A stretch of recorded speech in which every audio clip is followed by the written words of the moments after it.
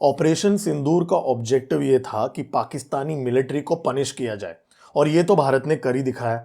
9 terror camps पे strikes और 11 air bases पे डिस्ट्रक्शन। ऑपरेशन सिंदूर का जो ऑब्जेक्टिव था वो अचीव हो गया, पाकिस्तान मिलिट्री को पनिश करना, 100 से ज़्यादा आतंकवादियों को मार गिराना। लेकिन इसका जो इम्पैक्ट है वो चाइनीज डिफेंस मैन्युफैक्चरर्स में भी दिख रहा है, और इनफैक्ट टर्किश डिफेंस मैन्युफैक्चरर्स पे भी दिख रहा है, और अमेरिका में जो डिफेंस मैन्युफैक्चरिंग कंपनीज है उस पे भी दिख रहा है। चाइना के जो डिफेंस मैन्युफैक्चरर्स हैं उनको अपनी औकात का पता चल गया, टर्की के जो ड्रोन मैन्युफैक्चरर्स हैं उनको भी पता चल गया, और पेंटागन में भी पूरी हलबली मच चुकी है, क्योंकि भारत ने ग्लोबल आर्म्स सप्लाई चेन के अंदर एक बहुत बड़ा डेंट कर दिया है। मैं ये वीडियो में आपको बहुत ही डिटेल में बताऊंगा कि एक्चुअली यहाँ पे हुआ क्या है। मेरा नाम है गिरीश और आप देख रहे हैं M geo politics. Let's start. सबसे पहले भारत ने टेरर कैंप्स पे स्ट्राइक किया, उसके बाद में पाकिस्तान ने कैसे भारत के ऊपर हमला किया, फिर भारत ने क्या किया, ये सब तो मैंने अपने पिछले वीडियोस में बता दिया है। लेकिन इन सब के बाद में ये चीज़ हुआ कि चाइनीज डिफेंस मैन्युफैक्चरर्स जो हैं उनके स्टॉक प्राइसेस 8 तारीख के आसपास बढ़ने लगे। ठीक है, क्योंकि उनको लगा, जो कंपनीज हैं चाइनीज में कुछ कंपनीज हैं जिनके नाम मैं आपको, नाम से तो चलो आपको समझ में नहीं आएगा, एविक चेंगडू एयरक्राफ्ट करके एक कंपनी है, जूजू होंगड़ा करके एक कंपनी है। तो ऐसे टाइप के बहुत सारे चाइनीज कंपनीज है जो पाकिस्तान को वेपन सप्लाई करते हैं। मतलब पाकिस्तान का जो 81% वेपन सप्लाई है वो चाइना का ही है।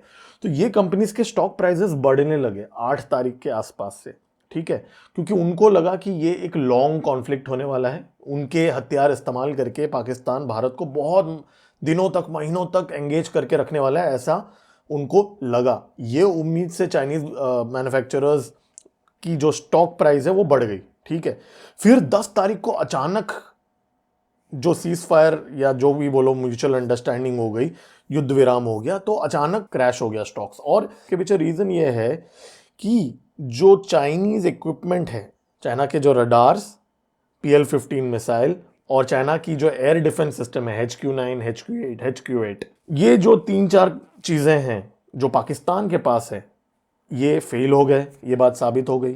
तो इससे क्या हुआ कि जो इन्वेस्टर्स हैं उन्होंने भाई अपना जो पैसा है जो लगाया था उन्होंने इन कंपनीज में, हांगकांग स्टॉक एक्सचेंज में से निकाल लिया, और इसके बाद में हो गया उनके शेयर्स क्रैश। अब मैं एग्जांपल बताता हूं, एविक चेंगडू करके कंपनी है, ये J10 बनाता है, J17 भी बनाता है, जो पाकिस्तानी के पास, जो पाकिस्तान का जो फॉरेन मिनिस्टर है, सो कॉल्ड फॉरेन मिनिस्टर है इशक दार, उसने कंफर्म किया था कि ये कॉन्फ्लिक्ट के अंदर J10 उड़ाए गए थे पाकिस्तान की तरफ से। तो ये पाकिस्तान के फॉरेन मिनिस्टर ने कंफर्म किया है। ठीक है, उसने कंफर्म किया। तो उसके बाद में जो हाल हुआ पाकिस्तान का, जो 11 एयरबेसेस अटैक हुए, और जो इनफैक्ट गिराया भी गया था जो फाइटर जेट पाकिस्तान का, जिसके इमेजेस भी हमारे आर्म फोर्सेस ने दिए, उसके बाद में 8.6% इस कंपनी का स्टॉक प्राइस क्रैश हो गया पिछले 2 दिन के अंदर। और जो जुजू होंगड़ा करके कंपनी है, ये कंपनी PL-15 नाम का एक मिसाइल है, जो बियॉन्ड विजुअल रेंज मिसाइल है, BVR मिसाइल बोलते हैं। ये मिसाइल की जो मैन्युफैक्चरर है उसका भी स्टॉक प्राइस 6.3% क्रैश हो गया। ठीक है, और ये कंपनी का तो और भी बहुत बड़ा नुकसान हो गया है कि भारत ने, पंजाब में ये PL-15 मिसाइल अनएक्सप्लोडेड मिली है इंडियन आर्म्ड फोर्सेस को। उसको हमने कैप्चर करके DRDO के लैब्स में भेज दिया है रिवर्स इंजीनियरिंग के लिए, और DRDO अभी आराम से बैठ के स्टडी कर रहा है कि PL-15 की कैसी मैन्युफैक्चरिंग है और क्या है। और अगले इंडिया चाइना कॉन्फ्लिक्ट में मुझे लगता है कि इसका डेफिनेटली एक बहुत बड़ा इंपैक्ट होगा, PL-15 का जो मिसाइल को कैप्चर करना। और ये चीज़ें हम में से बहुत लोग बात करें या ना करें, लेकिन जो चाइना में बैठा है ना, वो इसको बहुत अच्छी तरीके से ऑब्जर्व कर रहा है। तो उन्होंने ये देखा, और चाइना के जो इन्वेस्टर्स अगेन डर गए और स्टॉक प्राइस क्रैश हो गया। और जो इंडेक्स है basically Hang Seng China aerospace and defence index. ठीक है, ये इंडेक्स एक group of stocks, different stocks का इंडेक्स है, वो 3% कम हो गया उसका।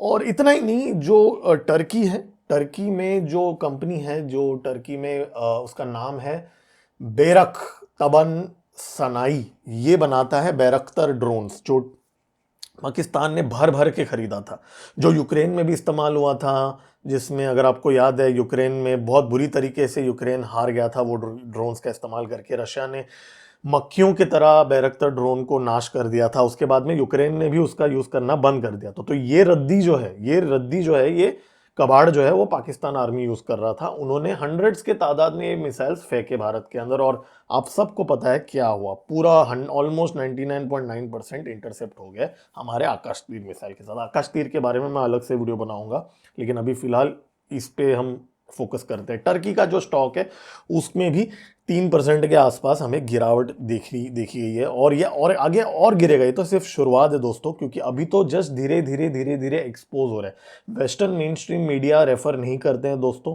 जो डिफेंस एनालिस्ट होते हैं ना, जो डिफेंस इक्विपमेंट को एनालाइज करते हैं, जो मैन्युफैक्चरर्स होते हैं, जो बायर्स होते हैं, ये सब CNN का हेडलाइन देख के अपनी डिसीजंस नहीं मेक करते। ये ऑन ग्राउंड प्रूफ के साथ एनालिसिस करते हैं। ये वो चीजें भी देखते हैं जो CNN और BBC, इनको तो छोड़ दो आप, लेकिन जो गवर्नमेंट्स जो बोलती हैं उस पे भी ये लोग भरोसा नहीं करते। जो बायर्स होते हैं ना इंटरनेशनल आर्म्स, वो लोग तो अलग लेवल पे रिसर्च करते हैं। तो वो सब ने अभी देखा है, वो सब धीरे धीरे उनको रियलाइजेशन हो रहा है कि भाई यहाँ पे क्या गेम हुआ है। यहाँ पे चाइनीज और टर्किश इक्विपमेंट कंप्लीटली फेल हो चुके हैं। और अभी सबसे मजे वाली बात बताता हूँ, मैं एक्चुअली इसलिए मुझे ज्यादा खुशी हो रही है कि जो यूएस का जो एंटी ड्रोन रडार है वो भी फेल हो चुका है आकाश तीर के सामने। यूएस का जो एंटी ड्रोन रडार है फेल हो चुका है, और यूएस में अभी खबर आ रही है कि पेंटागन में जो एनालिस्ट्स हैं वो शॉक हो चुके हैं, क्योंकि यूएस का जो एवैक सिस्टम है पाकिस्तान के पास फेल हो गया। यूएस का जो एंटी ड्रोन रडार सिस्टम है फेल हो गया पाकिस्तान में। तो इसका मतलब जो नेटो इस्तेमाल कर रहा है इस समय, नेटो के पास भी कुछ ऑब्वियसली यूएस के इक्विपमेंट है, वो इक्विपमेंट भारत के सामने फेल है। और ये बहुत बड़ी बात है, क्योंकि जो ग्लोबल साउथ अभी वेपन्स बाय कर रहा है ना भारत से, जो फिलीपींस, इंडोनेशिया, ये लोग जो ब्रह्मोस के डील्स साइन कर रहे हैं ना भारत के साथ, जो अभी प्लांट ओपन किया ना यूपी में अभी जस्ट 2 दिन पहले, ये बहुत बड़ी खबर है दोस्तों। क्योंकि अब ब्रह्मोस मिसाइल का जो, और इनफैक्ट हमारे जो आकाश तीर का जो एयर डिफेंस सिस्टम है, आकाश तीर ड्रोन है, इन सब का भाई जो अलग लेवल पे क्रेडिबिलिटी आ गई है। ग्लोबल साउथ अब भारत से खरीदेगा, क्योंकि भारत एक सुपीरियर प्रोडक्ट ऑफर करेगा उनको। यूएस के एंटी ड्रोन रडार को बीट कर सकता है, जो इवैक को बीट कर सकता है, यूएस का जो चाइनीज और टर्किश माल को बीट सकता है, ये माल भारत अब सप्लाई करेगा ग्लोबल साउथ को एक सस्ते दाम में। क्योंकि माइंड यू यूएस का इक्विपमेंट बहुत महंगा है, और इवन चाइना भी कोई कम पैसे नहीं लेता, सेम विद टर्की। तो भारत अराइव हो चुका है। और सबसे खुश खबरी मैं आपको दूंगा कि भारत के जो डिफेंस स्टॉक्स हैं भाई, जेन टेक्नोलॉजीज जो एंटी ड्रोन वॉरफेयर सिस्टम्स बनाता है, 15% पिछले 5 दिन में 15% इंक्रीज हुआ है। काश मैं खरीद लेता है स्टॉक। जो आइडिया फॉर्ज है 6.5%, और भारत फॉर्ज 10%, 9.42% लास्ट 5 डेज में ग्रो है। Bharat aeronautics, Mazagon dock, solar, BHEL, खतरनाक ग्रोथ देखा जा रहा है। सब ग्रीन स्टॉक मार्केट में। लेकिन चाइना के जो डिफेंस स्टॉक्स हैं वो बहुत सारे रेड में आ चुके हैं, और ये रेड जो है ना ये बढ़ेगा, ये और नीचे गिरेगा, क्योंकि धीरे धीरे इंटरनेशनल कम्युनिटी को अब ये रियलाइजेशन हो रहा है कि ये जो CNN और 2-4 जो वेस्टर्न मीडिया चैनल ने जो हवाबाजी किया है, वो उनको समझ में आ रहा है कि वो गलत है। तो कंक्लूजन ये है इस वीडियो का कि जो चाइनीज, टर्किश और यूएस के डिफेंस इक्विपमेंट पे एक बहुत बड़ा क्वेश्चन मार्क आ चुका है, और भारत ने कैसे इसको बीट किया वो मैं अलग से एक वीडियो में बताऊंगा। तो मेरा नाम है गिरीश और आप देख रहे हैं M Geopolitics। जय हिंद।